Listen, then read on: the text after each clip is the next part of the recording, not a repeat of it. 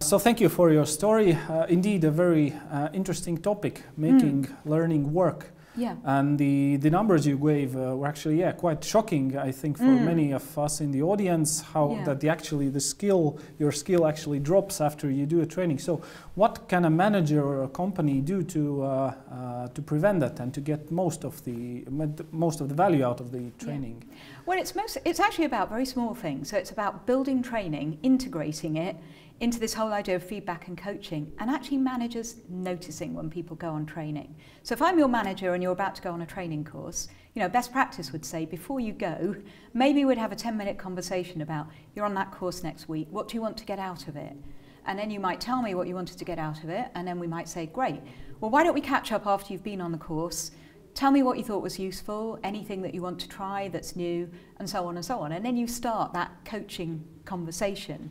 And I think the main point I want to make is it doesn't need to be difficult. You know, people sometimes think, oh, but I'm not a coach, or I'm not this, or I'm not that. It's really actually about, you know, paying attention to the people who work for you and trying to develop them. But if you can integrate formally training and, feedback and coaching, I think that works best. And, you know, certainly if organisations are doing big change programmes, it's something that I see a lot, and it's something that we always advise that people do. I also agree with you with what you said just now on the stage, that for many organizations it's very difficult, you know, to internalize those feedback and coaching processes. So what do you have any examples for organizations who actually have done it in a good way? And what could other organizations learn from them? Yeah, I think one of the things, so I think there's a number of things there. So when I was a sales manager, for example, what we did, you know, I worked as a sales manager for quite a while. What we tended to do was to promote the people who were the best salespeople. But actually being a salesperson and being a sales manager is fundamentally different. So when you're a sales manager, your job is to get performance out of people, which is all about feedback and coaching.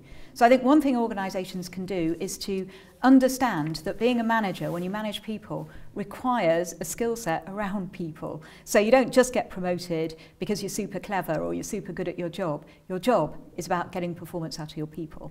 So that's one thing about recruitment. Second thing is, if you recruit people who haven't had experience of managing a team, give them some training and coaching themselves so that they understand, you know, how to give feedback, how to have a coaching conversation, and encourage them to do it.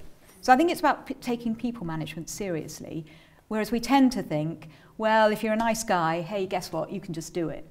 You know, and actually we can make that process more thought through. Another problem you mentioned in your story, which I agree with, is that a lot of companies tend to think for their clients. You know, this we know what they want paradigm. So what would be your advice? How can they get out of this paradigm and out of their comfort zone? Yeah, I think to see that, to really have this process of seeing their process as their customers see it. And although I chose to share an example about a train company, you know, the one with Great Ormond Street was not, because people sometimes think, well, it's easy if it's a journey, because you can talk about customer journey.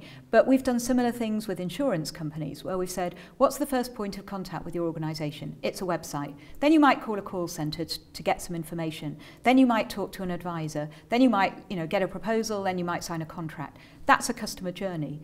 Experience it as your customers do.